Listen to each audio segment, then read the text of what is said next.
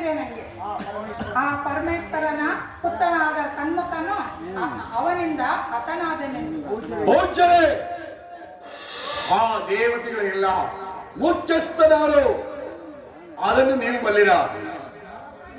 ಅಮರ್ವತಿಯನ್ನು ಆಳುವ ಮಹೇಂದ್ರ, ಅವನನ್ನು ನೀವು ಜಯಿಸಬಲ್ಲಿರಾ?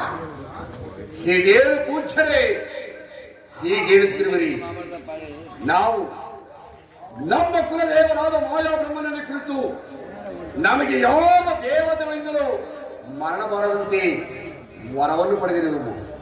ಹೇ ವಿಚಾರವು ನಿಮಗೆ ತಿಳಿಯದೆ, ಅಲ್ಲದೆ ನಮ್ಮ ಪಟ್ಟಣವು ಭೂಮಿ ಆಕಾಶದ ಮಧ್ಯದಲ್ಲಿ ಸದಾ ಕಾಲವು ತಿರುಗುತ್ತಿರುವುದು. ಈ ವಿಚಾರವು ನಿಮಗೆ ತಿಳಿಯದೆ.